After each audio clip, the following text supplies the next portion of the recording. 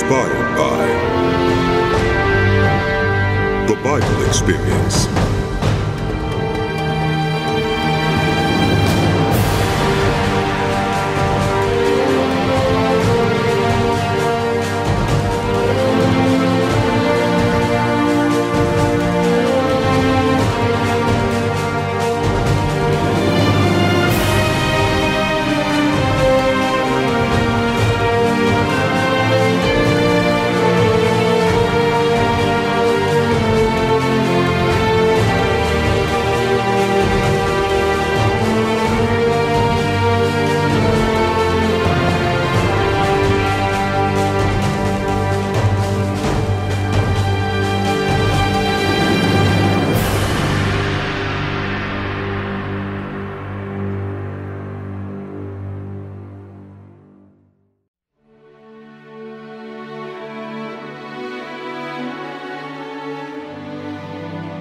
The Book of Judges.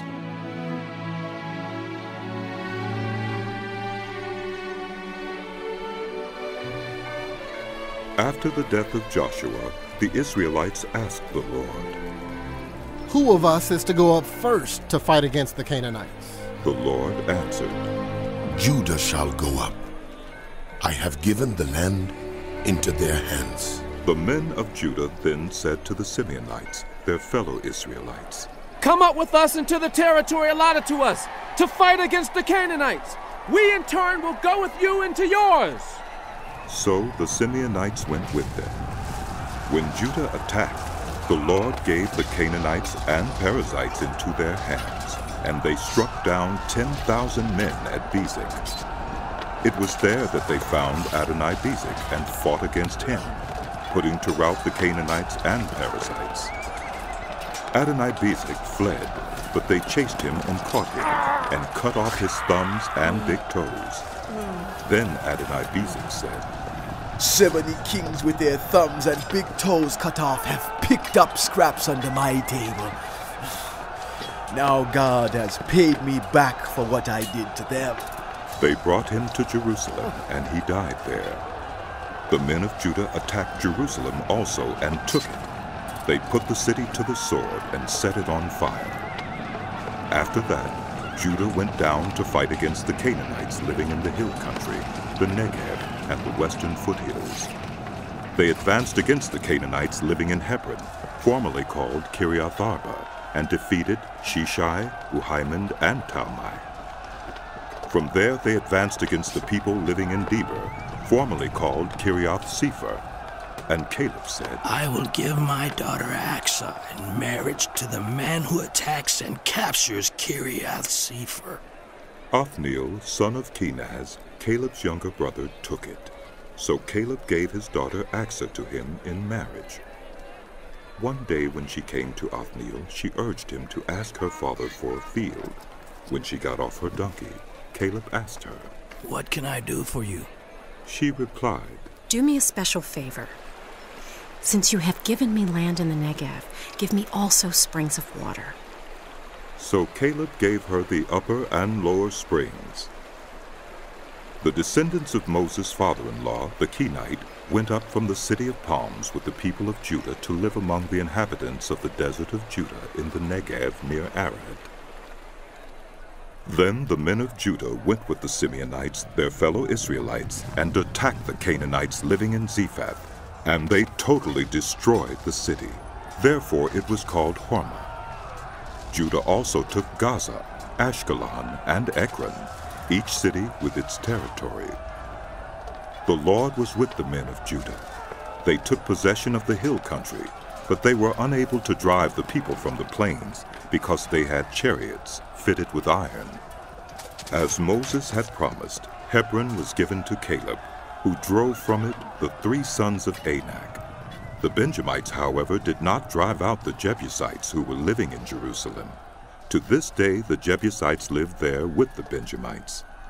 Now the house of Joseph attacked Bethel, and the Lord was with them. When they sent men to spy out Bethel, formerly called Luz, the spies saw a man coming out of the city, and they said to him, "Show us how to get into the city, and we will see that you are treated well." So he showed them. and they put the city to the sword, but spared the man and his whole family. He then went to the land of the Hittites, where he built a city and called it Luz, which is its name to this day. But Manasseh did not drive out the people of Bethshan, or Taanach, or Dor, or Ibleam, or Megiddo, and their surrounding settlements, for the Canaanites were determined to live in that land. When Israel became strong, they pressed the Canaanites into forced labor, but never drove them out completely. Nor did Ephraim drive out the Canaanites living in Gezer, but the Canaanites continued to live there among them. Neither did Zebulun drive out the Canaanites living in Kitron or Nahalal, so these Canaanites lived among them, but Zebulun did subject them to forced labor. Nor did Asher drive out those living in Akko or Sidon, or Olive, or Akzib, or Helba, or Aphek, or Rehob. The Asherites lived among the Canaanite inhabitants of the land, because they did not drive them out. Neither did Naphtali drive out those living in Beth-Shemesh or Beth-Anath. But the Naphtalites too lived among the Canaanite inhabitants of the land, and those living in Beth-Shemesh and Beth-Anath became forced laborers for them. The Amorites confined the Danites to the hill country, not allowing them to come down into the plain. And the Amorites were determined also to hold out in Mount Heres, Ajalon, and Shaalbim. But when the power of the house of Joseph increased, they too were pressed into forced labor. The boundary of the Amorites was from Scorpion Pass to Selah and beyond. The angel of the Lord went up from Gilgal to Bochim and said, I brought you up out of Egypt and led you into the land that I swore to give to your ancestors. I said, I will never break my covenant with you, and you shall not make a covenant with the people of this land, but you shall break down their altars. Yet you have disobeyed me. Why have you done this? And I have also said, I will not drive them out before you. They will become traps for you, and their gods will become snares to you. When the angel of the Lord had spoken these things to all the Israelites, the people wept aloud, and they called that place Bochim. There they offered sacrifices to the Lord. After Joshua had dismissed the Israelites, they went to take possession of the land, each to their own inheritance. The people served the Lord throughout the lifetime of Joshua and of the elders who outlived him, and who had seen all the great things the Lord had done for Israel. Joshua, son of Nun, the servant of the Lord, died at the age of 110, and they buried him in the land of his inheritance at Timnath-Heres in the hill country of Ephraim, north of Mount Gaash. After that whole generation had been gathered to their ancestors, another generation grew up who knew neither the Lord nor what he had done for Israel. Then the Israelites did evil in the eyes of the Lord and served the Baals. They forsook the Lord, the God of their ancestors who had brought them out of Egypt. They followed and worshipped various gods of the peoples around them. They aroused the Lord's anger because they forsook him and served Baal and the Ashtoreths. In his anger against Israel, the Lord gave them into the hands of raiders who plundered them. He sold them into the hands of their enemies all around, whom they were no longer able to resist. Whenever Israel went out to fight, the hand of the Lord was against them to defeat them, just as he had sworn to them. They were in great distress. Then the Lord raised up judges who saved them out of the hands of these raiders. Yet they would not listen to their judges, but prostituted themselves to other gods and worshipped them. Unlike their ancestors, they quickly turned from following the way of their ancestors, the way of obedience to the Lord's commands. Whenever the Lord raised up a judge for them, he was with the judge and saved them out of the hands of their enemies as long as the judge lived. For the Lord relented because of their groaning under those who oppressed and afflicted them. But when the judge died, the people returned to ways even more corrupt than those of their ancestors, following other gods and serving and worshiping them. They refused to give up their evil practices and stubborn ways.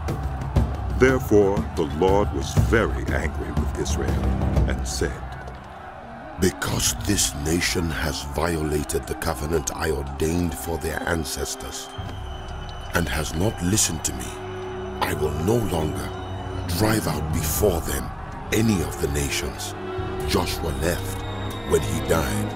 I will use them to test Israel and see whether they will keep the way of the Lord and walk in it as their ancestors did.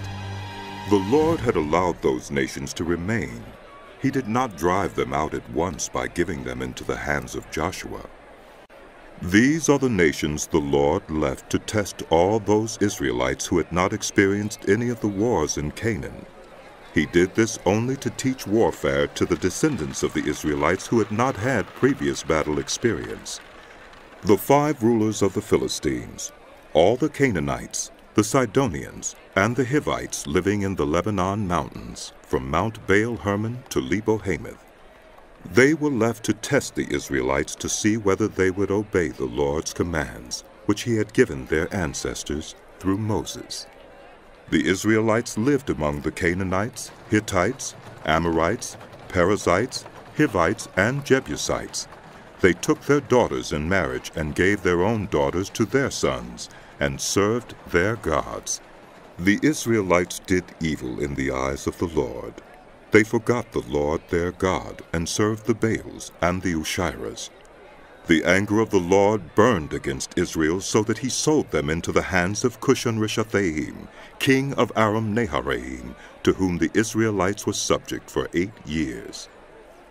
But when they cried out to the Lord, he raised up for them a deliverer, Othniel, son of Kenaz, Caleb's younger brother, who saved them. The Spirit of the Lord came on him, so that he became Israel's judge, and went to war. The Lord gave Cushan-Rishathaim, king of Aram, into the hands of Othniel, who overpowered him. So the land had peace for 40 years, until Othniel, son of Kenaz, died. Again the Israelites did evil in the eyes of the Lord. And because they did this evil, the Lord gave Eglon, king of Moab, power over Israel.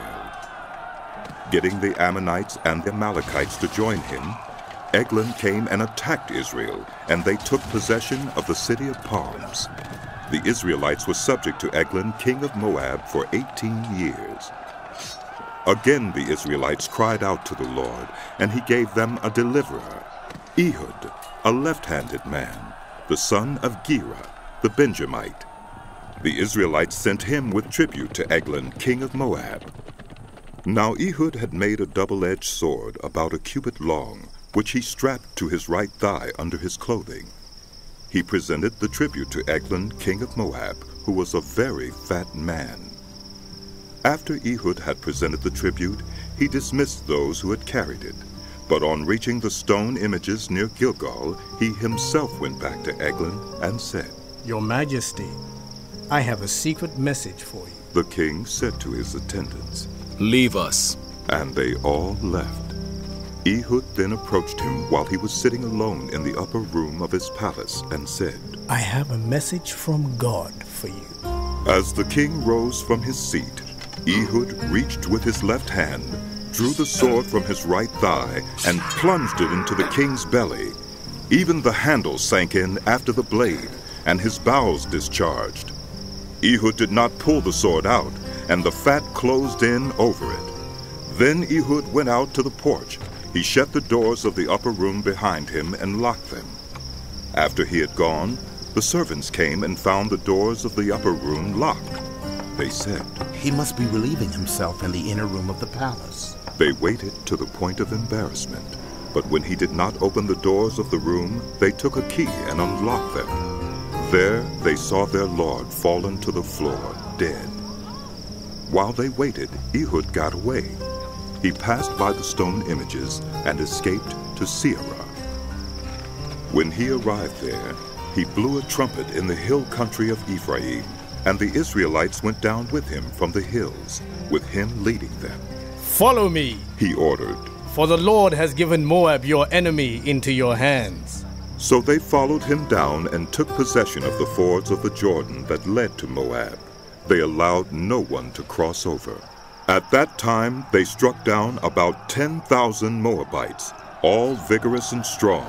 Not one escaped.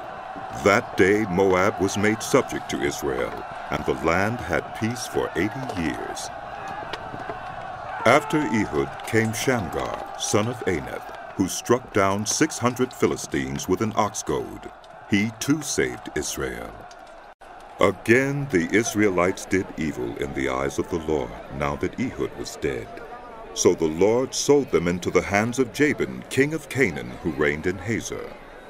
Sisera, the commander of his army, was based in Harosheth-Hagoyim. Because he had 900 chariots fitted with iron and had cruelly oppressed the Israelites for 20 years, they cried to the Lord for help. Now Deborah, a prophet, the wife of Lapidoth, was leading Israel at that time. She held court under the palm of Deborah between Ramah and Bethel in the hill country of Ephraim, and the Israelites went up to her to have their disputes decided. She sent for Barak, son of Abinoam, from Kedesh in Naphtali, and said to him, "The Lord, the God of Israel, commands you, go, take with you 10,000 men of Naphtali and Zebulun, and lead them up to Mount Tabor. I will lead Sisera, the commander of Jabin's army, with his chariots and his troops, to the Kishon River, and give him into your hands." Barak said to her, "If you go with me, I will go. But if you don't go with me, I won't go." "Certainly, I will go with you," said Deborah. "But because of the course you are taking, the honor will not be yours, for the Lord will deliver Sisera into the hands of a woman." So Deborah went with Barak to Kedesh. There Barak summoned Zebulun and Naphtali, and 10,000 men went up under his command. Deborah also went up with him. Now Heber the Kenite had left the other Kenites, the descendants of Hobab, Moses' brother-in-law, and pitched his tent by the great tree in Zaonaim near Kedesh. When they told Sisera that Barak, son of Abinoam, had gone up to Mount Tabor, Sisera summoned from Harosheth-Hagoyim to the Kishon River all his men and his 900 chariots fitted with iron. Then Deborah said to Barak, "Go! This is the day the Lord has given Sisera into your hands. Has not the Lord gone ahead of you?" So Barak went down Mount Tabor with 10,000 men following him. At Barak's advance, the Lord routed Sisera and all his chariots and army by the sword, and Sisera got down from his chariot and fled on foot. Barak pursued the chariots and army as far as Harosheth-Hagoyim, and all Sisera's troops fell by the sword. Not a man was left. Sisera meanwhile fled on foot to the tent of Jael, the wife of Heber the Kenite, because there was an alliance between Jabin, king of Hazor, and the family of Heber the Kenite. Jael went out to meet Sisera and said to him, "Come, my lord, come right in. Don't be afraid." So he entered her tent, and she covered him with a blanket. "I'm thirsty," he said. "Please, give me some water." She opened a skin of milk, gave him a drink, and covered him up. "Stand in the doorway of the tent," he told her. "If anyone comes by and asks you, 'Is there a man in here?' say no." But Jael, Heber's wife, picked up a tent peg and a hammer and went quietly to him while he lay fast asleep, exhausted. She drove the peg through his temple into the ground, and he died. Just then Barak came by in pursuit of Sisera, and Jael went out to meet him. "Come," she said. "I will show you the man you're looking for." So he went in with her, and there lay Sisera with the tent peg through his temple, dead. On that day God subdued Jabin, king of Canaan, before the Israelites. And the hand of the Israelites pressed harder and harder against Jabin, king of Canaan, until they destroyed him. On that day Deborah and Barak, son of Abinoam, sang this song. "When the princes in Israel take the lead, when the people willingly offer themselves. Praise the Lord. Hear this, you kings. Listen, you rulers. Even I, will sing to the Lord. I will praise the Lord, the God of Israel, in song. When you, Lord, went out from Seir, when you marched from the land of Edom, the earth shook, the heavens poured, the clouds poured down water. The mountains quaked before the Lord, the one of Sinai, before the Lord, the God of Israel. In the days of Shamgar, son of Anath, in the days of Jael, the highways were abandoned. Travelers took to winding paths. Villagers in Israel would not fight. They held back until I, Deborah, arose. Until I arose, a mother in Israel. God chose new leaders when war came to the city gates, but not a shield or spear was seen among 40,000 in Israel. My heart is with Israel's princes, with the willing volunteers among the people. Praise the Lord! You who ride on white donkeys, sitting on your saddle blankets, and you who walk along the road, consider the voice of the singers at the watering places. They recite the victories of the Lord, the victories of his villages in Israel. Then the people of the Lord went down to the city gates. Wake up! Wake up! Deborah, wake up! Wake up! Break out in song! Arise, Barak! Take captive your captives. Son of Abinoam, the remnant of the nobles came down. The people of the Lord came down to me against the mighty. Some came from Ephraim, whose roots were in Amalek. Benjamin was with the people who followed you. From Machir, captains came down. From Zebulun, those who bear commander's staff. The princes of Issachar were with Deborah. Yes, Issachar was with Barak, sent under his command into the valley. In the districts of Reuben, there was much searching of heart. Why did you stay among the sheep pens to hear the whistling for the flocks? In the districts of Reuben, there was much searching of heart. Gilead stayed beyond the Jordan. And Dan, why did he linger by the ships? Asher remained on the coast and stayed in his coves. The people of Zebulun risked their very lives. So did Naphtali on the terrace fields. Kings came. They fought. The kings of Canaan fought. At Tanakh by the waters of Megiddo, they took no plunder of silver. From the heavens the stars fought. From their courses they fought against Sisera. The river Kishon swept them away. The age-old river, the river Kishon. March on, my soul, be strong. Then thunder the horses' hooves galloping. Galloping go his mighty steeds. Curse Meroz, said the angel of the Lord. Curse its people bitterly, because they did not come to help the Lord against the mighty. Most blessed of women be Jael, the wife of Heber the Canaan. Most blessed of 10 dwelling women. He asked for water, and she gave him milk. In a bowl fit for nobles, she brought him curdled milk. Her hand reached for the tent peg, her right hand for the laborer's hammer. She struck Sisera. She crushed his head. She shattered and pierced his temple. At her feet he sank. He fell. There he lay. At her feet he sank. He fell. Where he sank, there he fell, dead.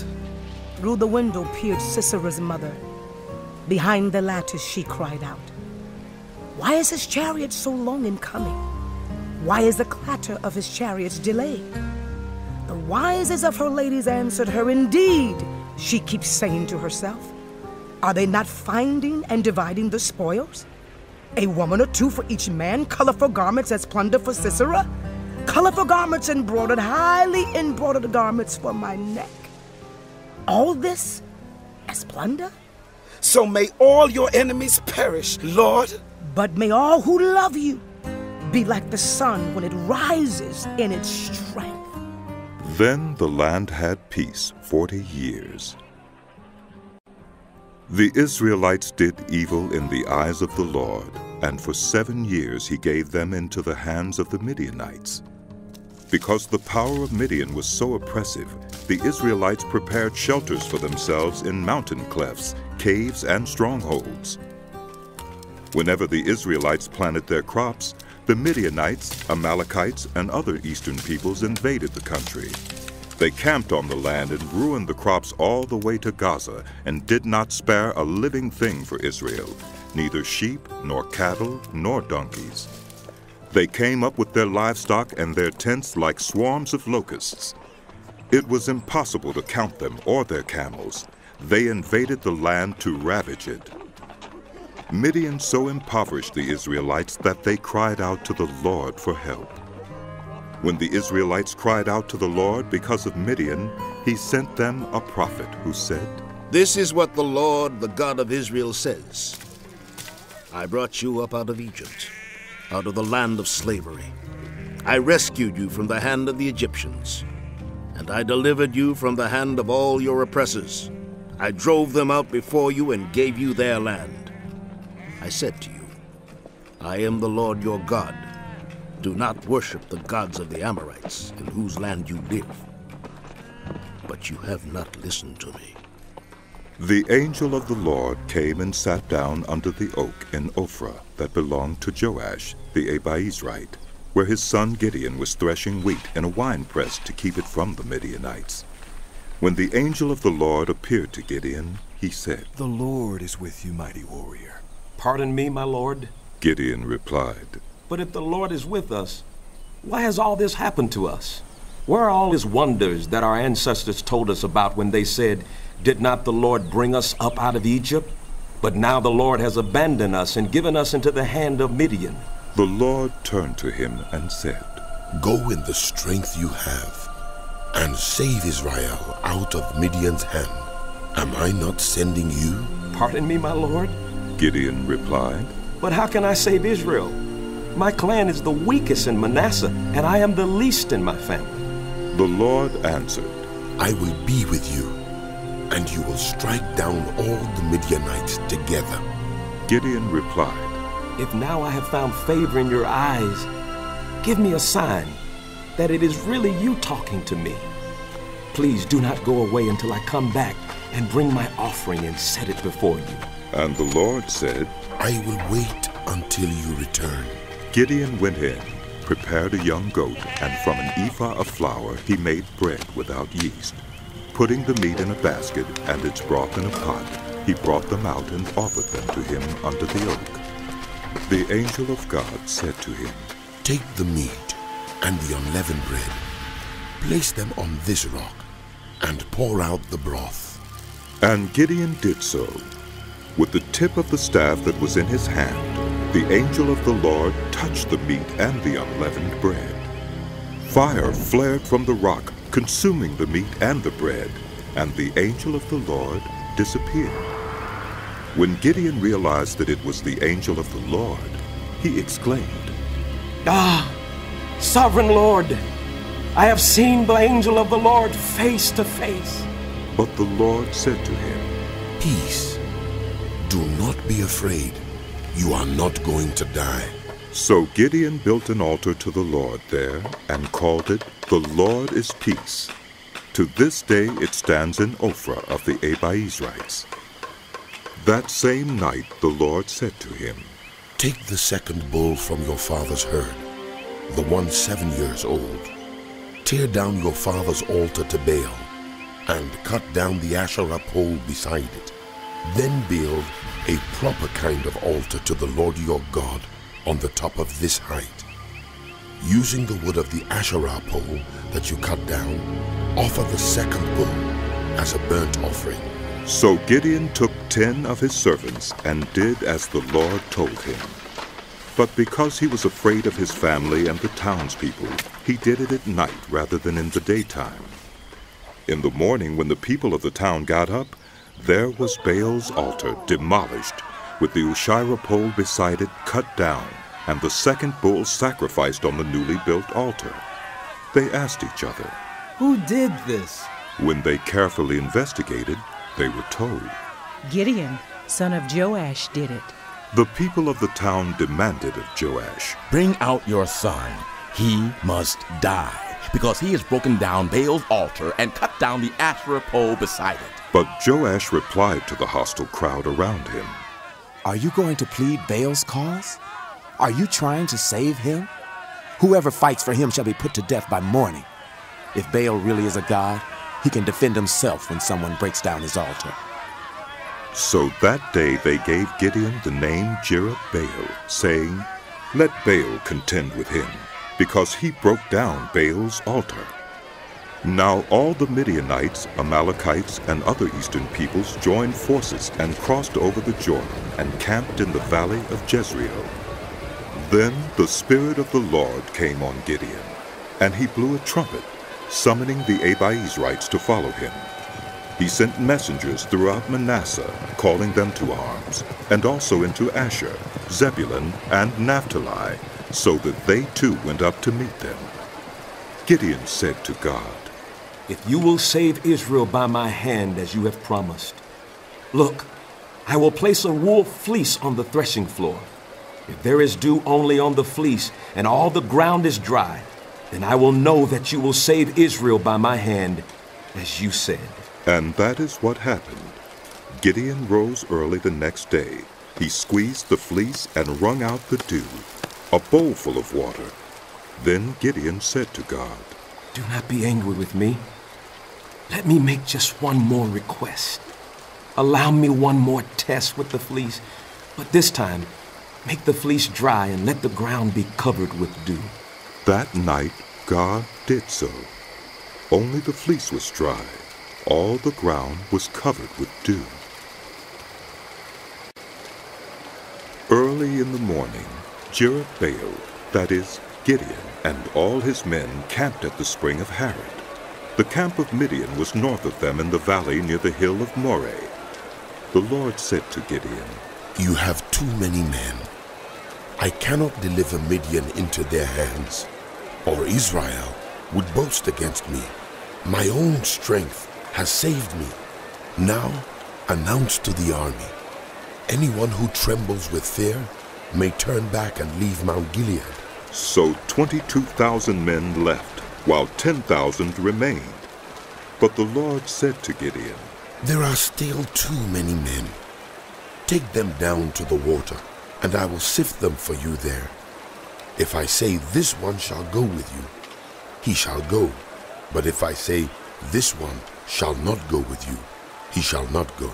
So Gideon took the men down to the water.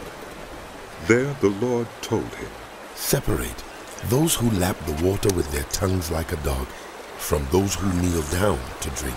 300 of them lapped with their hands to their mouths. All the rest got down on their knees to drink. The Lord said to Gideon, "With the 300 men that lapped, I will save you and give the Midianites into your hands. Let all the others go, each to his own place." So Gideon sent the rest of the Israelites to their tents, but kept the 300, who took over the provisions and trumpets of the others. Now the camp of Midian lay below him in the valley. During that night the Lord said to Gideon, "Get up, go down against the camp, because I am going to give it into your hands.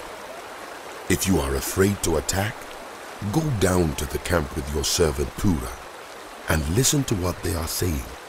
Afterward, you will be encouraged to attack the camp." So he and Purah, his servant, went down to the outposts of the camp. The Midianites, the Amalekites, and all the other eastern peoples had settled in the valley, thick as locusts. Their camels could no more be counted than the sand on the seashore. Gideon arrived just as a man was telling a friend his dream. "I had a dream," he was saying. "A round loaf of barley bread came tumbling into the Midianite camp. It struck the tent with such force that the tent overturned and collapsed." His friend responded, "This can be nothing other than the sword of Gideon, son of Joash the Israelite. God has given the Midianites and the whole camp into his hands." When Gideon heard the dream and its interpretation, He bowed down and worshipped. He returned to the camp of Israel and called out, "Get up! The Lord has given the Midianite camp into your hands." Dividing the 300 men into 3 companies, he placed trumpets and empty jars in the hands of all of them, with torches inside. "Watch me," he told them. "Follow my lead. When I get to the edge of the camp, do exactly as I do. When I and all who are with me blow our trumpets, then from all around the camp blow yours, and shout for the Lord and for Gideon." Gideon and the 100 men with him reached the edge of the camp at the beginning of the middle watch, just after they had changed the guard. They blew their trumpets and broke the jars that were in their hands. The 3 companies blew the trumpets and smashed the jars, grasping the torches in their left hands and holding in their right hands the trumpets they were to blow. They shouted, "A sword for the Lord and for Gideon!" While each man held his position around the camp, all the Midianites ran, crying out as they fled. When the 300 trumpets sounded, the Lord caused the men throughout the camp to turn on each other with their swords. The army fled to Beth-shittah, toward Zererah, as far as the border of Abel-meholah near Tabbath. Israelites from Naphtali, Asher, and all Manasseh were called out, and they pursued the Midianites. Gideon sent messengers throughout the hill country of Ephraim, saying, "Come down against the Midianites and seize the waters of the Jordan ahead of them as far as Beth-barah." So all the men of Ephraim were called out, and they seized the waters of the Jordan as far as Beth-barah. They also captured 2 of the Midianite leaders, Oreb and Zeeb. They killed Oreb at the rock of Oreb, and Zeeb at the winepress of Zeeb. They pursued the Midianites and brought the heads of Oreb and Zeeb to Gideon, who was by the Jordan. Now the Ephraimites asked Gideon, "Why have you treated us like this? Why didn't you call us when you went to fight Midian?" And they challenged him vigorously, but he answered them, "What have I accomplished compared to you? Aren't the gleanings of Ephraim's grapes better than the full grape harvest of Abiezer? God gave Oreb and Zeeb, the Midianite leaders, into your hands. What was I able to do compared to you?" At this, their resentment against him subsided. Gideon and his 300 men, exhausted yet keeping up the pursuit, came to the Jordan and crossed it. He said to the men of Succoth, "Give my troops some bread. They are worn out, and I am still pursuing Zebah and Zalmunna, the kings of Midian." But the officials of Succoth said, "Do you already have the hands of Zebah and Zalmunna in your possession? Why should we give bread to your troops?" Then Gideon replied, "Just for that. When the Lord has given Zebah and Zalmunna into my hand, I will tear your flesh with desert thorns and briars." From there he went up to Peniel and made the same request of them. But they answered as the men of Succoth had. So he said to the men of Peniel, "When I return in triumph, I will tear down this tower." Now Zebah and Zalmunna were in Karkor with a force of about 15,000 men, all that were left of the armies of the eastern peoples. 120,000 swordsmen had fallen. Gideon went up by the route of the nomads east of Nobah and Jokbahah and attacked the unsuspecting army. Zebah and Zalmunna, the 2 kings of Midian, fled, but he pursued them and captured them, routing their entire army. Gideon, son of Joash, then returned from the battle by the pass of Heres. He caught a young man of Succoth and questioned him, and the young man wrote down for him the names of the 77 officials of Succoth, the elders of the town.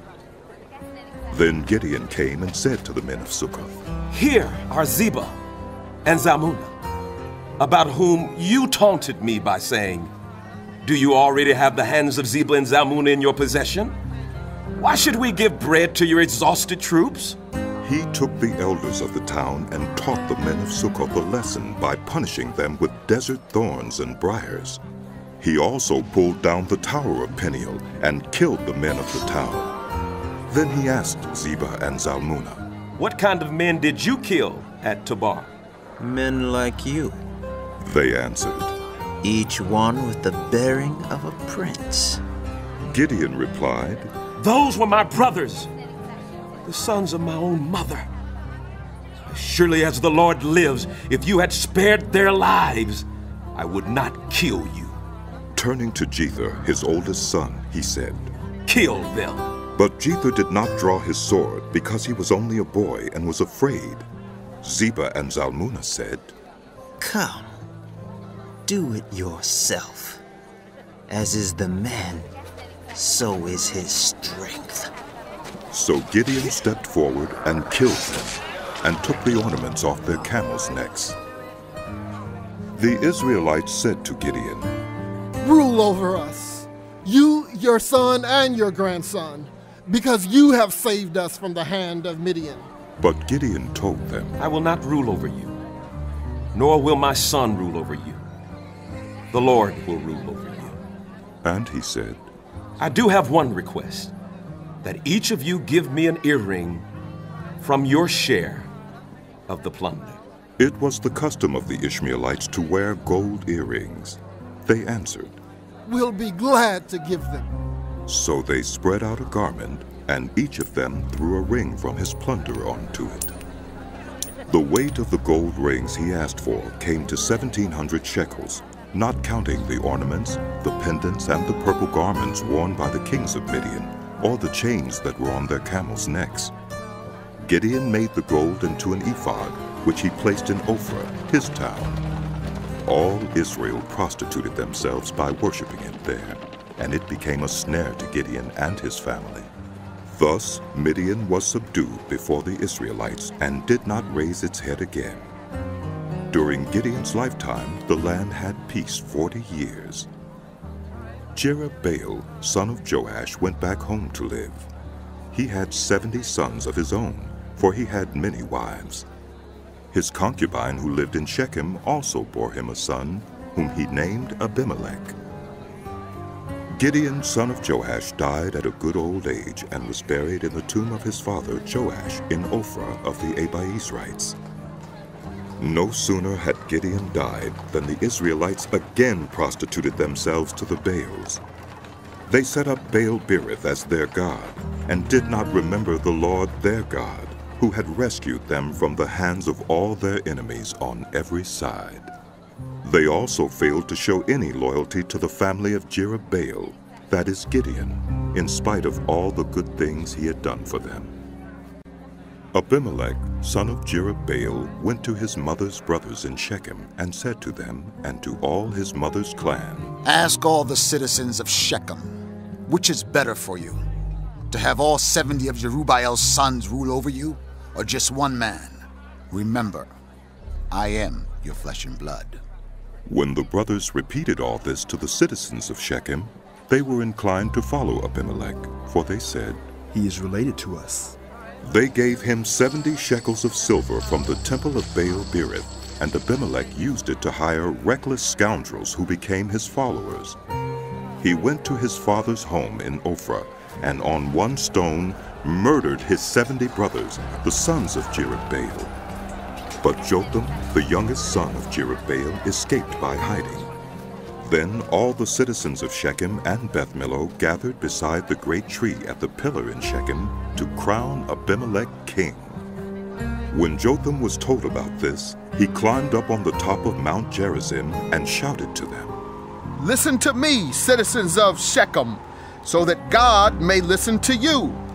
One day the trees went out to anoint a king for themselves. They said to the olive tree, Be our king. But the olive tree answered, Should I give up my oil, by which both gods and human beings are honored, to hold sway over the trees? Next the trees said to the fig tree, Come and be our king. But the fig tree replied, Should I give up my fruit, so good and sweet, to hold sway over the trees? Then the tree said to the vine, Come and be our king.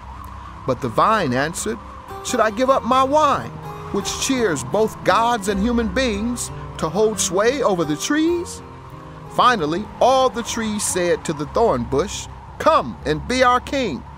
The thorn bush said to the trees, If you really want to anoint me king over you, come and take refuge in my shade. But if not, then let fire come out of the thorn bush and consume the cedars of Lebanon. Have you acted honorably and in good faith by making Abimelech king? Have you been fair to Jerubbaal and his family? Have you treated him as he deserves?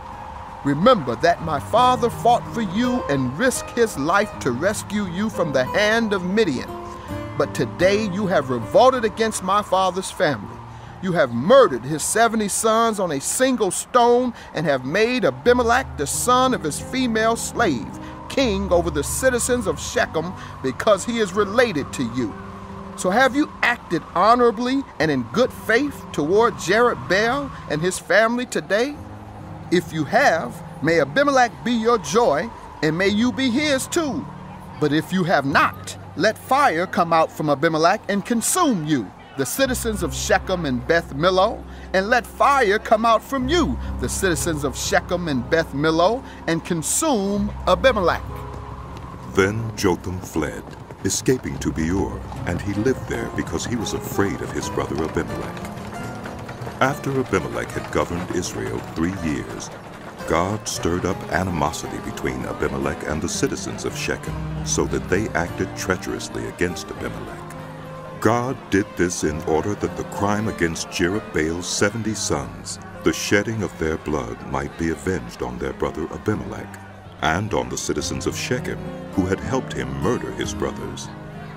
In opposition to him, these citizens of Shechem set an ambush on the hilltops to rob everyone who passed by, and this was reported to Abimelech. Now Gaal, son of Ebed, moved with his brothers into Shechem, and its citizens put their confidence in him. After they had gone out into the fields and gathered the grapes and trodden them, they held a festival in the temple of their God. While they were eating and drinking, they cursed Abimelech. Then Gaal, son of Ebed, said, "Who is Abimelech, and who is Shechem that we should be subject to him? Isn't he Jerubbaal's son, and isn't Zebul his deputy? Serve the people of Hamor, Shechem's father. Why should we serve Abimelech? If only this people were under my command, then I would get rid of him. I would say to Abimelech, call out your whole army."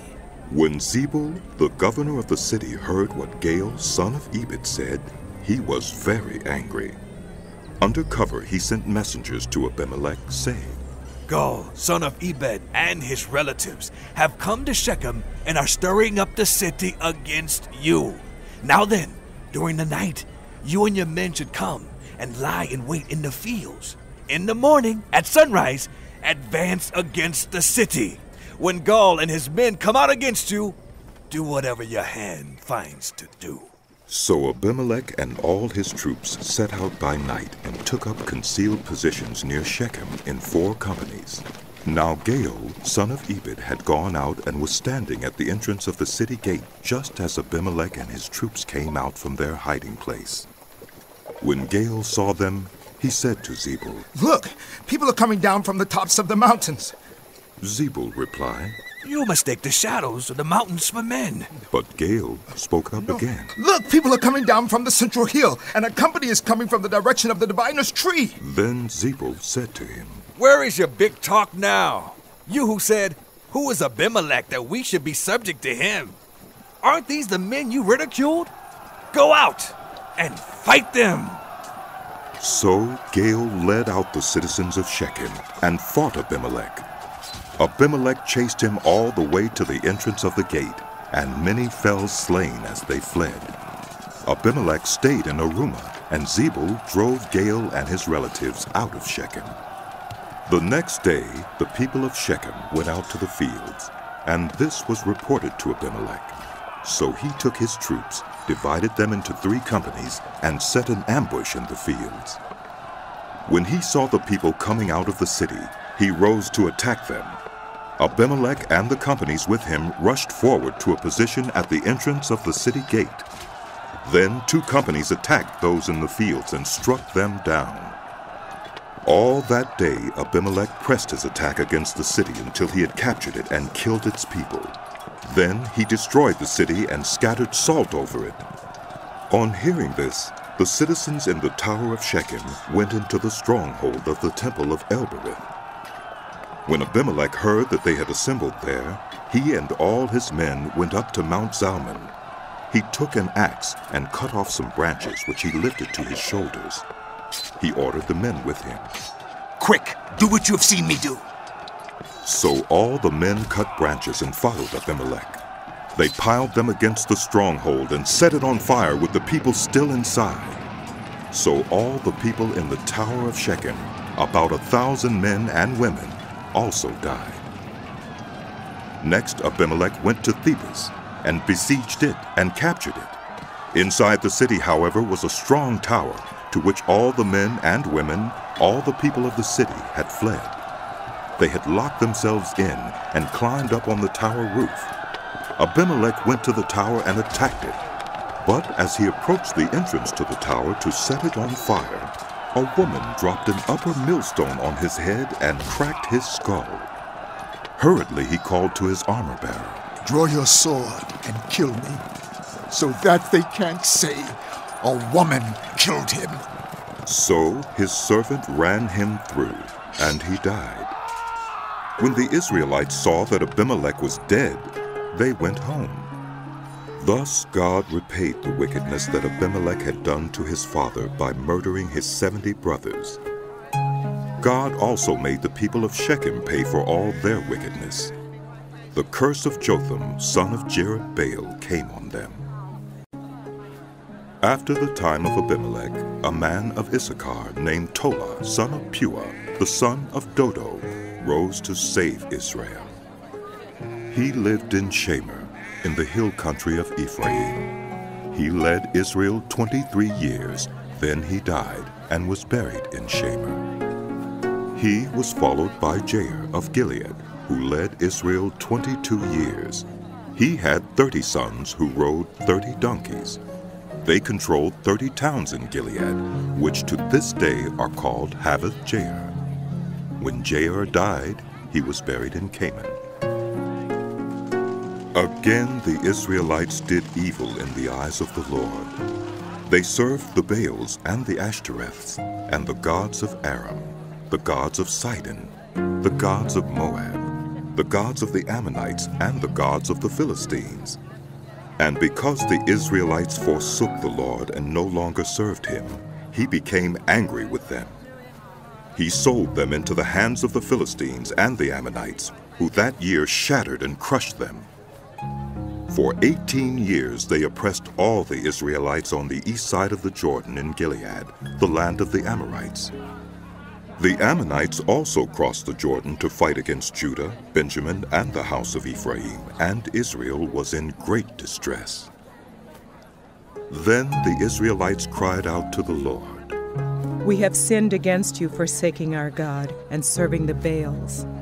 The Lord replied, When the Egyptians, the Amorites, the Ammonites, the Philistines, the Sidonians, the Amalekites, and the Maonites oppressed you, and you cried to me for help, did I not save you from their hands? But you have forsaken me and served other gods, so I will no longer save you. Go and cry out to the gods you have chosen. Let them save you when you are in trouble. But the Israelites said to the Lord, We have sinned. Do with us whatever you think best. But please, rescue us now. Then they got rid of the foreign gods among them and served the Lord, and he could bear Israel's misery no longer. When the Ammonites were called to arms and camped in Gilead, the Israelites assembled and camped at Mizpah. The leaders of the people of Gilead said to each other, Whoever will take the lead in attacking the Ammonites will be head over all who live in Gilead. Jephthah, the Gileadite, was a mighty warrior. His father was Gilead. His mother was a prostitute. Gilead's wife also bore him sons, and when they were grown up, they drove Jephthah away. You are not going to get any inheritance in our family, they said, because you are the son of another woman.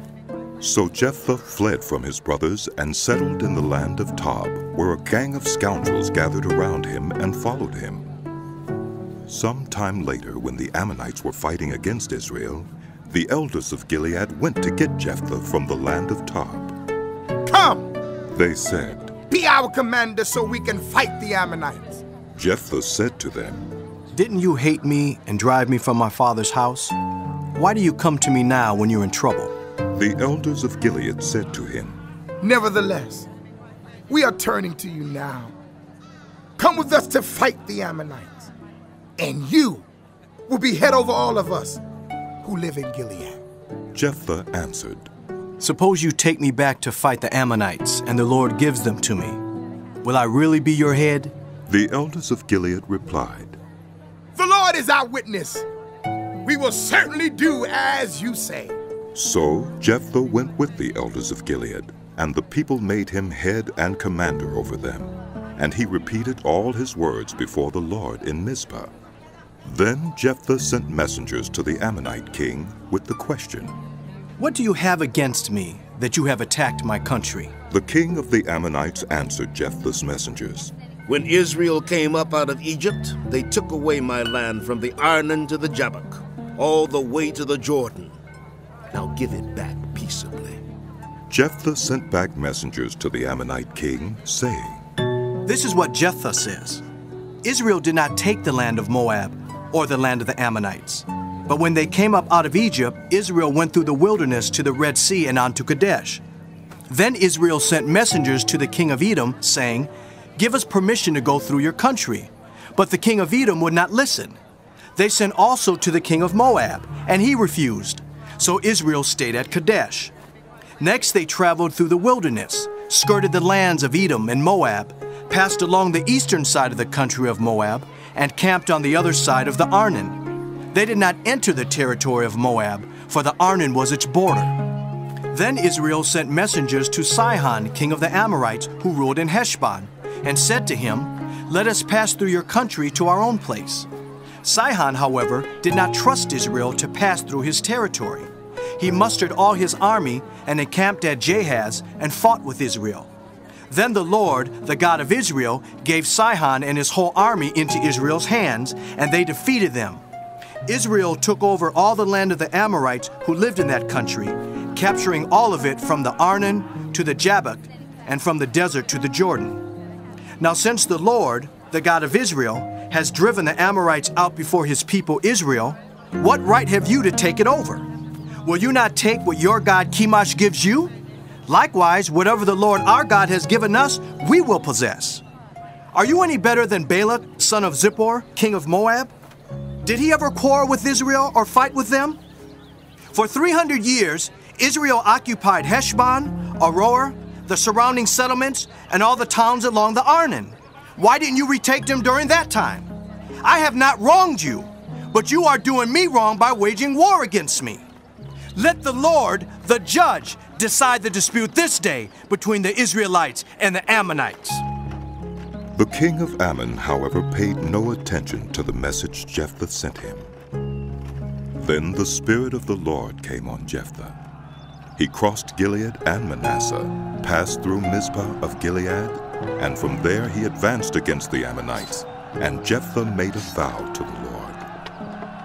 "If you give the Ammonites into my hands, whatever comes out of the door of my house to meet me when I return in triumph from the Ammonites will be the Lord's, and I will sacrifice it as a burnt offering." Then Jephthah went over to fight the Ammonites, and the Lord gave them into his hands. He devastated 20 towns from Aurora to the vicinity of Minnith, as far as Abel-Keramim. Thus Israel subdued Ammon.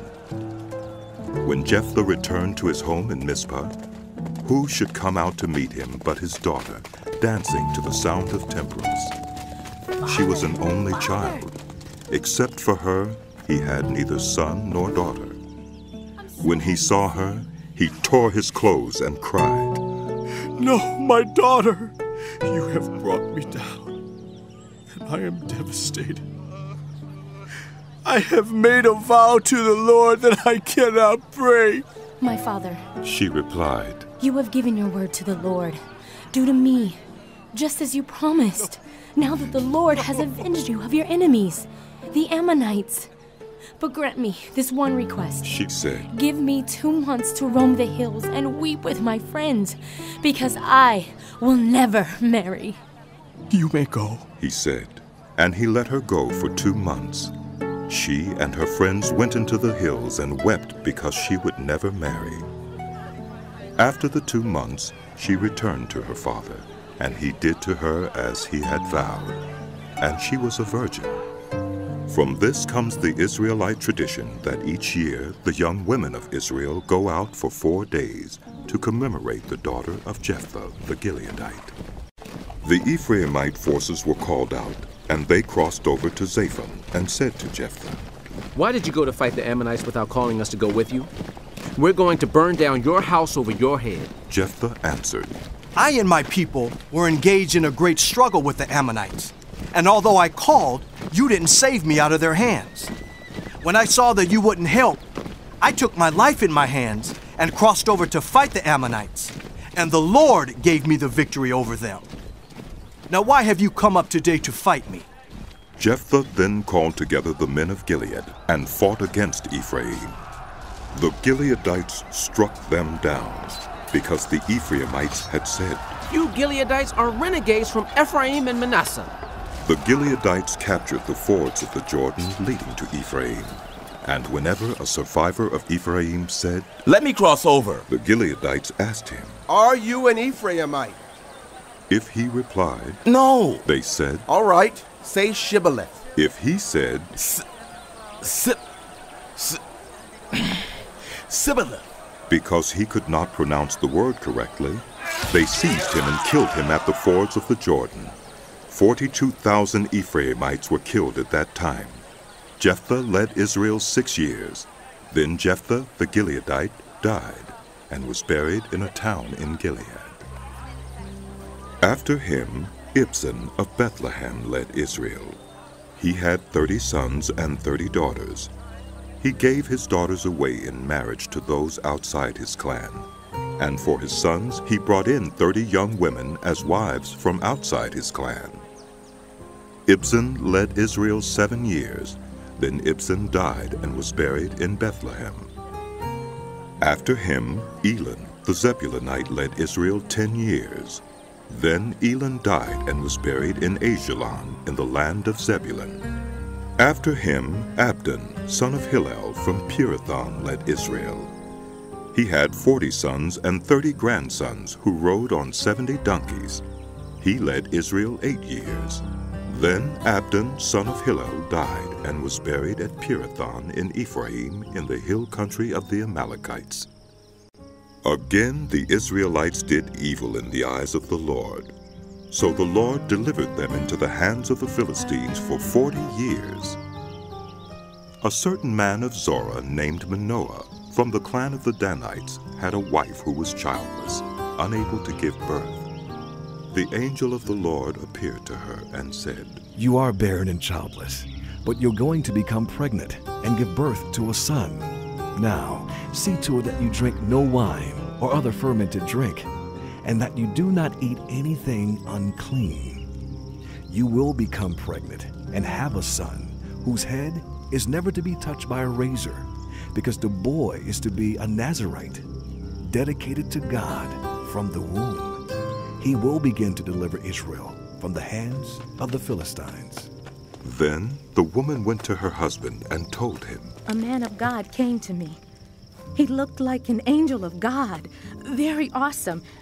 I didn't ask him where he came from, and he didn't tell me his name. But he said to me, 'You will become pregnant and have a son. Now then, drink no wine or other fermented drink, and do not eat anything unclean, because the boy will be a Nazirite of God from the womb until the day of his death.'" Then Manoah prayed to the Lord, "Pardon your servant, Lord. I beg you to let the man of God you sent to us come again to teach us how to bring up the boy who is to be born." God heard Manoah, and the angel of God came again to the woman while she was out in the field. But her husband Manoah was not with her. The woman hurried to tell her husband, "He's here, the man who appeared to me the other day." Manoah got up and followed his wife. When he came to the man, he said, "Are you the man who talked to my wife?" "I am," he said. So Manoah asked him, "When your words are fulfilled, what is to be the rule that governs the boy's life and work?" The angel of the Lord answered, Your wife must do all that I've told her. She must not eat anything that comes from the grapevine, nor drink any wine or other fermented drink, nor eat anything unclean. She must do everything I have commanded her. Manoah said to the angel of the Lord, We would like you to stay until we prepare a young goat for you. The angel of the Lord replied, Even though you detain me, I will not eat any of your food. But if you prepare a burnt offering, offer it to the Lord. Manoah did not realize that it was the angel of the Lord. Then Manoah inquired of the angel of the Lord, What is your name, so that we may honor you when your word comes true? He replied, Why do you ask my name? It is beyond understanding.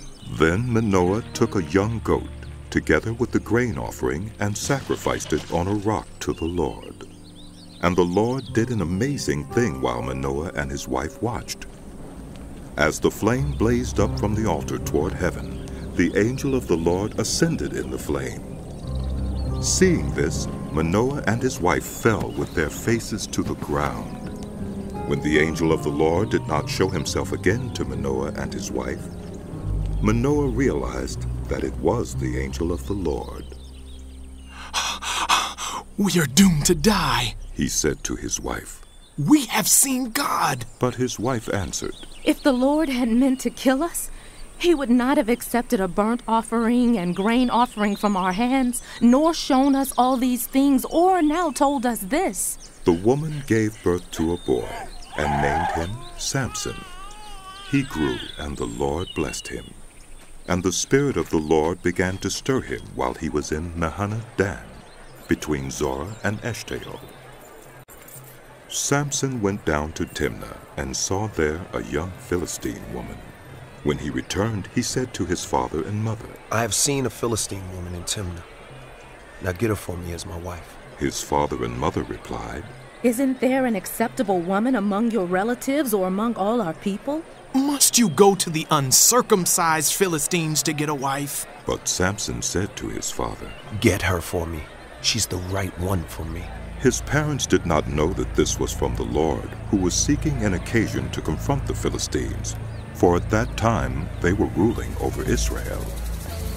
Samson went down to Timnah together with his father and mother. As they approached the vineyards of Timnah, suddenly a young lion came roaring toward him. The Spirit of the Lord came on him in power, so that he tore the lion apart with his bare hands, as he might have torn a young goat. But he told neither his father nor his mother what he had done. Then he went down and talked with the woman, and he liked her. Some time later, when he went back to marry her, he turned aside to look at the lion's carcass, and in it he saw a swarm of bees and some honey. He scooped out the honey with his hands and ate as he went along. When he rejoined his parents, he gave them some, and they too ate it. But he did not tell them that he had taken the honey from the lion's carcass. Now his father went down to see the woman, and there Samson held a feast, as was customary for young men. When the people saw him, they chose 30 men to be his companions. Let me tell you a riddle, Samson said to them. If you can give me the answer within the 7 days of the feast, I will give you 30 linen garments and 30 sets of clothes. If you can't tell me the answer, you must give me 30 linen garments and 30 sets of clothes. Tell us your riddle, they said. Let's hear it. He replied, Out of the eater, something to eat. Out of the strong, something sweet. For 3 days they could not give the answer. On the 4th day, they said to Samson's wife, Coax your husband into explaining the riddle for us, or we will burn you and your father's household to death. Did you invite us here to steal our property? Then Samson's wife threw herself on him, sobbing. You hate me. You don't really love me. You've given my people a riddle, but you haven't told me the answer. I haven't even explained it to my father or mother, he replied. So why should I explain it to you? She cried the whole 7 days of the feast. So on the 7th day he finally told her, because she continued to press him. She in turn explained the riddle to her people. Before sunset on the 7th day, the men of the town said to him, "What is sweeter than honey? What is stronger than a lion?" Samson said to them, "If you had not plowed with my heifer, you would not have solved my riddle." Then the Spirit of the Lord came on him in power.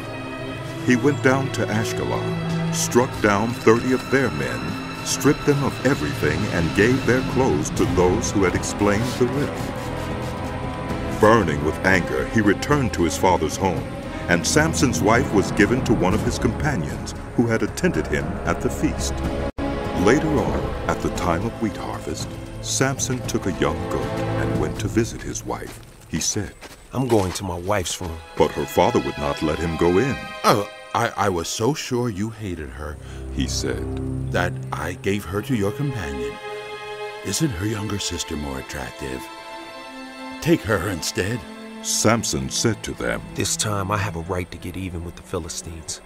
I will really harm them." So he went out and caught 300 foxes and tied them tail to tail in pairs. He then fastened a torch to every pair of tails, lit the torches, and let the foxes loose in the standing grain of the Philistines. He burned up the shocks and standing grain, together with the vineyards and olive groves. When the Philistines asked, "Who did this?" they were told, "Samson, the Timnite's son-in-law, because his wife was given to his companion." So the Philistines went up and burned her and her father to death. Samson said to them, "Since you have acted like this, I swear that I won't stop until I get my revenge on you." He attacked them viciously and slaughtered many of them. Then he went down and stayed in a cave in the rock of Etam. The Philistines went up and camped in Judah, spreading out near Lehi. The people of Judah asked, "Why have you come to fight us?" "We have come to take Samson prisoner," they answered, "to do to him as he did to us." Then 3,000 men from Judah went down to the cave in the rock of Etam and said to Samson, "Don't you realize that the Philistines are rulers over us? What have you done to us?" He answered, "I merely did to them what they did to me." They said to him, "We've come to tie you up and hand you over to the Philistines." Samson said, "Swear to me that you won't kill me yourselves." "Agreed." They answered, "We will only tie you up and hand you over to them. We will not kill you." So they bound him with 2 new ropes and led him up from the rock. As he approached Lehi, the Philistines came toward him shouting. The Spirit of the Lord came on him in power. The ropes on his arms became like charred flax, and the bindings dropped from his hands. Finding a fresh jawbone of a donkey, he grabbed it and struck down 1,000 men. Then Samson said, "With a donkey's jawbone I have made donkeys of them. With a donkey's jawbone I have killed 1,000 men." When he finished speaking, he threw away the jawbone, and the place was called Ramoth Lehi. Because he was very thirsty, he cried out to the Lord, "You have given your servant this great victory. Must I now die of thirst and fall into the hands of the uncircumcised?" Then God opened up the hollow place in Lehi, and water came out of it. When Samson drank, his strength returned, and he revived. So the spring was called En-Hakkore, and it is still there in Lehi. Samson led Israel for 20 years in the days of the Philistines. One day Samson went to Gaza, where he saw a prostitute. He went in to spend the night with her. The people of Gaza were told, "Samson is here." So they surrounded the place and lay in wait for him all night at the city gate. They made no move during the night, saying, "At dawn, we'll kill him." But Samson lay there only until the middle of the night. Then he got up and took hold of the doors of the city gate, together with the 2 posts, and tore them loose, bar and all. He lifted them to his shoulders and carried them to the top of the hill that faces Hebron. Some time later, he fell in love with a woman in the valley of Sorek, whose name was Delilah. The rulers of the Philistines went to her and said, "See if you can lure him into showing you the secret of his great strength and how we can overpower him so we may tie him up and subdue him. Each one of us will give you 1,100 shekels of silver." So Delilah said to Samson, "Tell me the secret of your great strength and how you can be tied up and subdued." Samson answered her, "If anyone ties me with 7 fresh thongs that have not been dried, I'll become as weak as any other man." Then the rulers of the Philistines brought her 7 fresh thongs that had not been dried, and she tied him with them. With men hidden in the room, she called to him. "Samson, the Philistines are upon you!" But he snapped the thongs as easily as a piece of string snaps when it comes close to a flame. So the secret of his strength was not discovered. Then Delilah said to Samson, "You have made a fool of me. You lied to me. Come now, tell me how you can be tied." He said, "If anyone ties me securely with new ropes that have never been used, I'll become as weak as any other man." So Delilah took new ropes and tied him with them. Then, with men hidden in the room, she called to him, "Samson, the Philistines are upon you!" But he snapped the ropes off his arms as if they were threads. Delilah then said to Samson, "Until now you have been making a fool of me and lying to me. Tell me how you can be tied." He replied, "If you weave the 7 braids of my head into the fabric on the loom and tighten it with a pin, I'll become as weak as any other man." So while he was sleeping, Delilah took the 7 braids of his head, wove them into the fabric, and tightened it with a pin. Again she called to him, "Samson, the Philistines are upon you." He awoke from his sleep and pulled up the pin and the loom with the fabric. Then she said to him, "How can you say, 'I love you,' when you won't confide in me? This is the 3rd time you have made a fool of me and haven't told me the secret of your great strength." With such nagging, she prodded him day after day until he was tired to death. You don't know. So he told her everything. "No razor has ever been used on my head," he said, "because I've been a Nazirite dedicated to God from my mother's womb.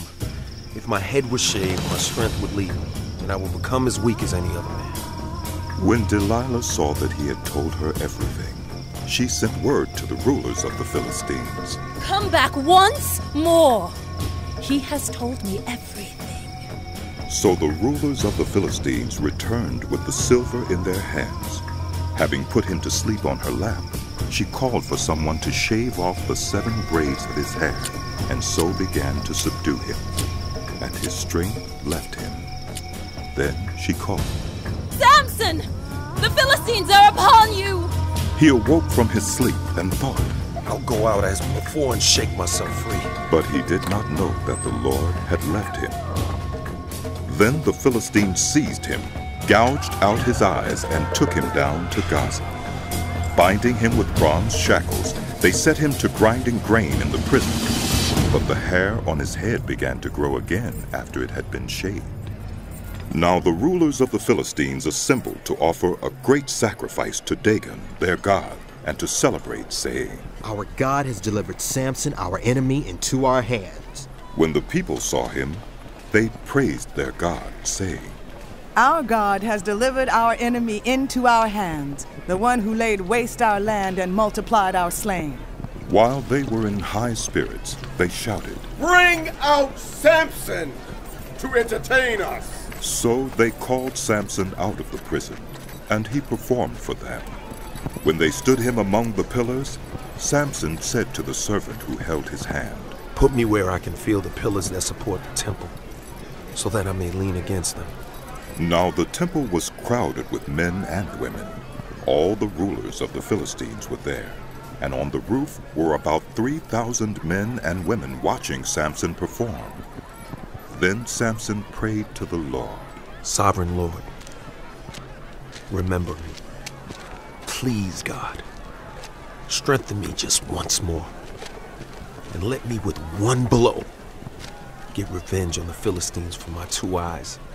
Then Samson reached toward the 2 central pillars on which the temple stood.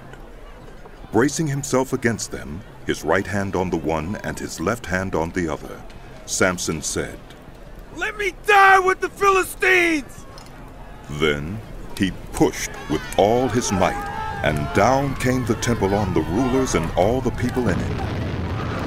Thus he killed many more when he died than when he lived. Then his brothers and his father's whole family went down to get him. They brought him back and buried him between Zorah and Eshtaol in the tomb of Manoah his father. He had led Israel 20 years. Now a man named Micah from the hill country of Ephraim said to his mother, "The 1,100 shekels of silver that were taken from you, and about which I heard you utter a curse, I have that silver.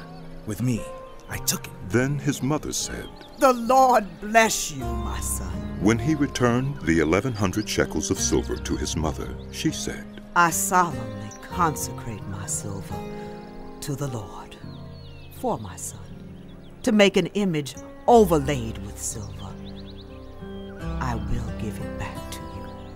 So after he returned the silver to his mother, she took 200 shekels of silver and gave them to a silversmith, who used them to make the idol. And it was put in Micah's house. Now this man Micah had a shrine, and he made an ephod and some household gods, and installed one of his sons as his priest. In those days Israel had no king. Everyone did as they saw fit. A young Levite from Bethlehem in Judah, who had been living within the clan of Judah, left that town in search of some other place to stay. On his way, he came to Micah's house in the hill country of Ephraim. Micah asked him, "Where are you from?" "I am a Levite from Bethlehem in Judah," he said, "and I'm looking for a place to stay." Then Micah said to him, "Live with me, and be my father and priest, and I'll give you 10 shekels of silver a year, your clothes and your food." So the Levite agreed to live with him, and the young man became like one of his sons to him. Then Micah installed the Levite, and the young man became his priest and lived in his house. And Micah said, "Now I know that the Lord will be good to me, since this Levite has become my priest." In those days Israel had no king. And in those days the tribe of the Danites were seeking a place of their own where they might settle, because they had not yet come into an inheritance among the tribes of Israel. So the Danites sent 5 of their leading men from Zorah and Eshtaol to spy out the land and explore it. These men represented all the Danites. They told them, "Go explore the land." So they entered the hill country of Ephraim and came to the house of Micah, where they spent the night. When they were near Micah's house, they recognized the voice of the young Levite. So they turned in there and asked him, "Who brought you here? What are you doing in this place? Why are you here?" He told them what Micah had done for him and said, "He has hired me, and I am his priest." Then they said to him, "Please inquire of God to learn whether our journey will be successful." The priest answered them, "Go in peace. Your journey has the Lord's approval." So the 5 men left and came to Laish, where they saw that the people were living in safety, like the Sidonians, unsuspecting and secure. And since their land lacked nothing, they were prosperous. Also, they lived a long way from the Sidonians and had no relationship with anyone else. When they returned to Zorah and Eshtaol, the Danites asked them, "How did you find things?" They answered, "Come on, let's attack them. We have seen the land, and it is very good. Aren't you going to do something? Don't hesitate to go there and take it over. When you get there, you will find an unsuspecting people and a spacious land that God has put into your hands, a land that lacks nothing whatever." Then 600 men of the Danites, armed for battle, set out from Zorah and Eshtaol. On their way, they set up camp near Kiriath-Jearim in Judah. This is why the place west of Kiriath-Jearim is called Mahaneh Dan to this day. From there, they went on to the hill country of Ephraim and came to Micah's house. Then the 5 men who had spied out the land of Laish said to their fellow Danites, "Do you know that one of these houses has an ephod, some household gods, and an image overlaid with silver? Now you know what to do." So they turned in there and went to the house of the young Levite at Micah's place and greeted him. The 600 Danites armed for battle stood at the entrance of the gate. The 5 men who had spied out the land went inside and took the idol, the ephod, and the household gods, while the priest and the 600 armed men stood at the entrance of the gate. When the 5 went into Micah's house and took the idol, the ephod, and the household gods, the priest said to them, "What are you doing?" They answered him, "Be quiet. Don't say a word. Come with us and be our father and priest. Isn't it better that you serve a tribe and clan in Israel as priests rather than just one man's household?" The priest was very pleased. He took the ephod, the household gods, and the idol, and went along with the people. Putting their little children, their livestock, and their possessions in front of them, they turned away and left. When they had gone some distance from Micah's house, the men who lived near Micah were called together and overtook the Danites. As they shouted after them, the Danites turned and said to Micah, "What's the matter with you that you called out your men to fight?" He replied, "You took the gods I made and my priest and went away. What else do I have? How can you ask, what's the matter with you?" The Danites answered, "Don't argue with us, or some of the men may get angry and attack you, and you and your family will lose your lives." So the Danites went their way, and Micah, seeing that they were too strong for him, turned around and went back home. Then they took what Micah had made and his priest and went on to Laish against a peaceful and unsuspecting people. They attacked them with the sword and burned down their city. There was no one to rescue them because they lived a long way from Sidon and had no relationship with anyone else. The city was in a valley near Beth Rehob. The Danites rebuilt the city and settled there. They named it Dan, after their ancestor Dan, who was born to Israel, though the city used to be called Laish. There the Danites set up for themselves the idol, and Jonathan, son of Gershon, the son of Moses, and his sons were priests for the tribe of Dan until the time of the captivity of the land. They continued to use the idol Micah had made all the time the house of God was in Shiloh. In those days Israel had no king. Now a Levite who lived in a remote area in the hill country of Ephraim took a concubine from Bethlehem in Judah. But she was unfaithful to him. She left him and went back to her parents' home in Bethlehem, Judah. After she had been there 4 months, her husband went to her to persuade her to return. He had with him his servant and 2 donkeys. She took him into her parents' home, and when her father saw him, he gladly welcomed him. His father-in-law, the woman's father, prevailed on him to stay. So he remained with him 3 days, eating and drinking and sleeping there. On the 4th day, they got up early, and he prepared to leave. But the woman's father said to his son-in-law, "Refresh yourself with something to eat, then you can go." So the 2 of them sat down to eat and drink together. Afterward, the woman's father said, "Please, stay tonight and enjoy yourself." And when the man got up to go, his father-in-law persuaded him, so he stayed there that night. On the morning of the 5th day, when he rose to go, the woman's father said, "Refresh yourself.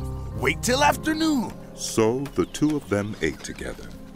Then when the man, with his concubine and his servant, got up to leave, his father-in-law, the woman's father, said, "Now look, it's almost evening. Spend the night here. The day is nearly over. Stay and enjoy yourself. Early tomorrow morning, you can get up and be on your way home." But unwilling to stay another night, the man left and went toward Jebus, that is, Jerusalem, with his 2 saddled donkeys and his concubine.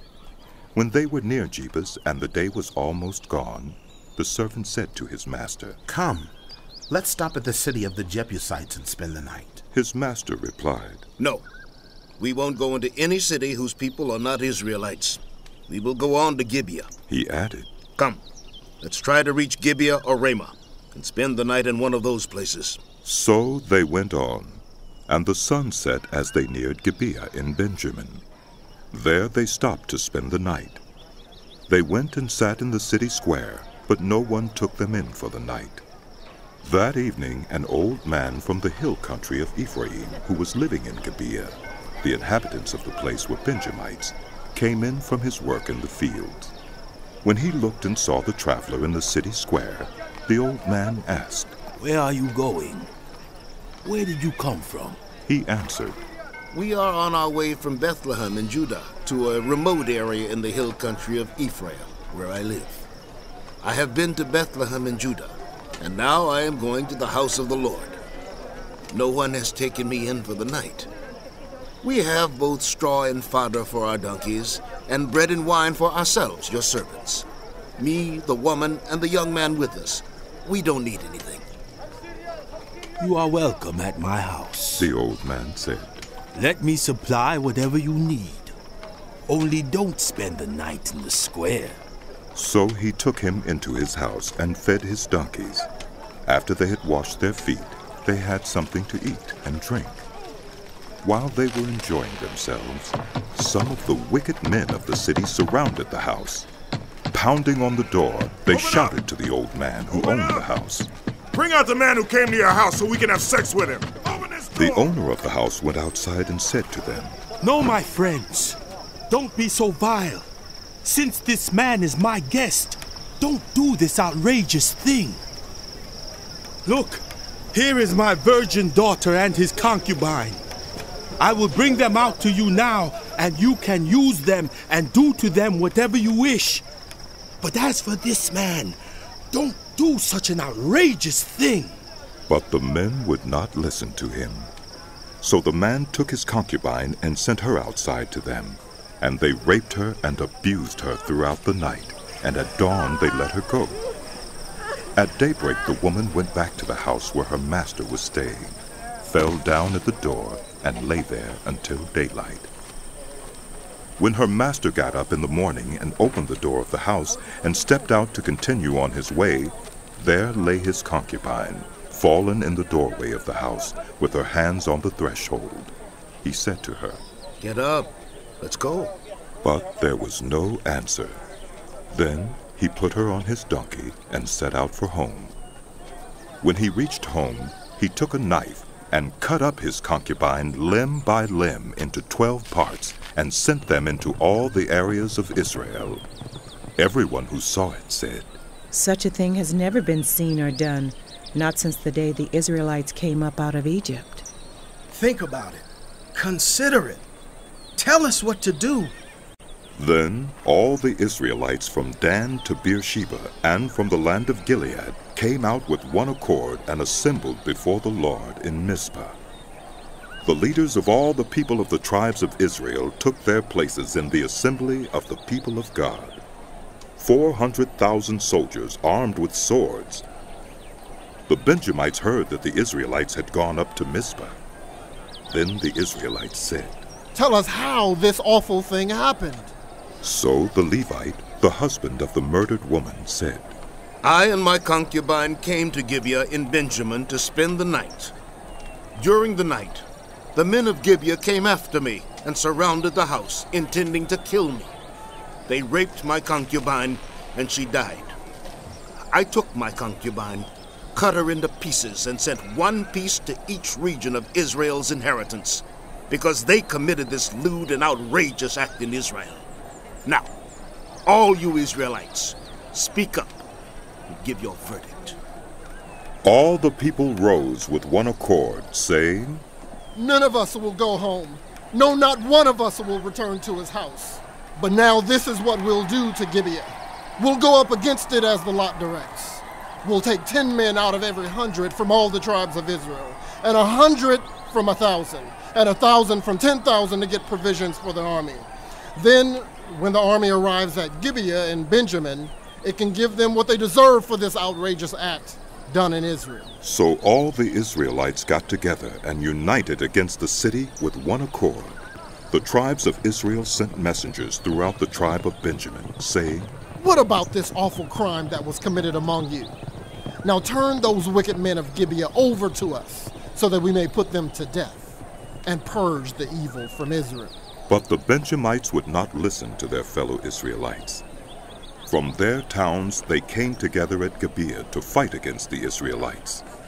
At once the Benjamites mobilized 26,000 swordsmen from their towns, in addition to 700 able young men from those living in Gibeah. Among all these soldiers there were 700 who were left-handed, each of whom could sling a stone at a hair and not miss. Israel, apart from Benjamin, mustered 400,000 swordsmen, all of them fighting men. The Israelites went up to Bethel and inquired of God. They said, "Who of us is to go up first to fight against the Benjamites?" The Lord replied, "Judah shall go first." The next morning, the Israelites got up and pitched camp near Gibeah. The Israelites went out to fight the Benjamites and took up battle positions against them at Gibeah. The Benjamites came out of Gibeah and cut down 22,000 Israelites on the battlefield that day. But the Israelites encouraged one another and again took up their positions where they had stationed themselves the first day. The Israelites went up and wept before the Lord until evening, and they inquired of the Lord. They said, "Shall we go up again to fight against the Benjamites, our fellow Israelites?" The Lord answered, "Go up against them." Then the Israelites drew near to Benjamin the second day. This time, when the Benjamites came out from Gibeah to oppose them, they cut down another 18,000 Israelites, all of them armed with swords. Then all the Israelites, the whole army, went up to Bethel, and there they sat weeping before the Lord. They fasted that day until evening, and presented burnt offerings and fellowship offerings to the Lord, and the Israelites inquired of the Lord. In those days the ark of the covenant of God was there, with Phinehas, son of Eleazar, the son of Aaron, ministering before it. They asked, "Shall we go up again to fight against the Benjamites, our fellow Israelites, or not?" The Lord responded, "Go, for tomorrow I will give them into your hands." Then Israel set an ambush around Gibeah. They went up against the Benjamites on the third day and took up positions against Gibeah, as they had done before.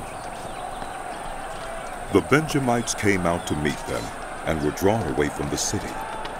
They began to inflict casualties on the Israelites as before, so that about 30 of them fell in the open field and on the roads, the one leading to Bethel and the other to Gibeah, while the Benjamites were saying, "We are defeating them as before." The Israelites were saying, "Let's retreat and draw them away from the city to the roads." All the men of Israel moved from their places and took up positions at Baal Tamar, and the Israelite ambush charged out of its place on the west of Gibeah. Then 10,000 of Israel's able young men made a frontal attack on Gibeah. The fighting was so heavy that the Benjamites did not realize how near disaster was. The Lord defeated Benjamin before Israel, and on that day the Israelites struck down 25,100 Benjamites, all armed with swords. Then the Benjamites saw that they were beaten. Now the men of Israel had given way before Benjamin, because they relied on the ambush they had set near Gibeah. Those who had been in ambush made a sudden dash into Gibeah, spread out, and put the whole city to the sword. The Israelites had arranged with the ambush that they should send up a great cloud of smoke from the city, and then the Israelites would turn in the battle. The Benjamites had begun to inflict casualties on the Israelites, about 30, and they said, "We are defeating them as in the first battle." But when the column of smoke began to rise from the city, the Benjamites turned and saw the smoke of the whole city going up into the sky. Then the Israelites turned on them, and the Benjamites were terrified because they realized that disaster had come on them.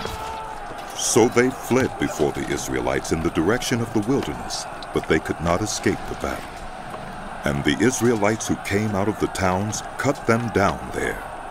They surrounded the Benjamites, chased them, and easily overran them in the vicinity of Gibeah on the east. 18,000 Benjamites fell, all of them valiant fighters. As they turned and fled toward the wilderness to the rock of Rimmon, the Israelites cut down 5,000 men along the roads. They kept pressing after the Benjamites as far as Gedem and struck down 2,000 more. On that day, 25,000 Benjamite swordsmen fell, all of them valiant fighters. But 600 men turned and fled into the wilderness to the rock of Rimmon, where they stayed 4 months. The men of Israel went back to Benjamin and put all the towns to the sword, including the animals and everything else they found. All the towns they came across, they set on fire. The men of Israel had taken an oath at Mizpah. Not one of us will give his daughter in marriage to a Benjamite. The people went to Bethel, where they sat before God until evening, raising their voices and weeping bitterly. Lord God of Israel, they cried, why has this happened to Israel? Why should one tribe be missing from Israel today? Early the next day, the people built an altar and presented burnt offerings and fellowship offerings. Then the Israelites asked, Who from all the tribes of Israel has failed to assemble before the Lord? For they had taken a solemn oath that anyone who failed to assemble before the Lord at Mizpah was to be put to death. Now the Israelites grieved for Benjamin, one of their tribes. Today, one tribe is cut off from Israel. They said, How can we provide wives for those who are left, since we have taken an oath by the Lord not to give them any of our daughters in marriage? Then they asked, Which one of the tribes of Israel failed to assemble before the Lord at Mizpah? They discovered that no one from Jabesh-Gilead had come to the camp for the assembly. For when they counted the people, they found that none of the people of Jabesh-Gilead were there. So the assembly sent 12,000 fighting men with instructions to go to Jabesh-Gilead and put to the sword those living there, including the women and children. This is what you are to do, they said. Kill every male and every woman who is not a virgin. They found among the people living in Jabesh-Gilead 400 young women who had never slept with a man, and they took them to the camp at Shiloh in Canaan. Then the whole assembly sent an offer of peace to the Benjamites at the rock of Rimmon. So the Benjamites returned at that time and were given the women of Jabesh-Gilead who had been spared. But there were not enough for all of them. The people grieved for Benjamin because the Lord had made a gap in the tribes of Israel. And the elders of the assembly said, With the women of Benjamin destroyed, how shall we provide wives for the men who are left? The Benjamite survivors must have heirs, they said, so that a tribe of Israel will not be wiped out. We can't give them our daughters as wives, since we Israelites have taken this oath. Cursed be anyone who gives a wife to a Benjamite. But look, there is the annual festival of the Lord in Shiloh, to the north of Bethel and east of the road that goes from Bethel to Shechem, and to the south of Lebonah. So they instructed the Benjamites, saying, Go and hide in the vineyards and watch. When the young women of Shiloh come out to join in the dancing, then rush from the vineyards, and each of you seize a wife from the young women of Shiloh, and go to the land of Benjamin. When their fathers or brothers complain to us, we will say to them, Do us a kindness by helping them, because we did not get wives for them during the war. And you are innocent, since you did not give your daughters to them. So that is what the Benjamites did. While the young women were dancing, each man caught one and carried her off to be his wife. Then they returned to their inheritance and rebuilt the towns and settled in them. At that time, the Israelites left that place and went home to their tribes and clans, each to his own inheritance. In those days, Israel had no king. Everyone did as they saw fit.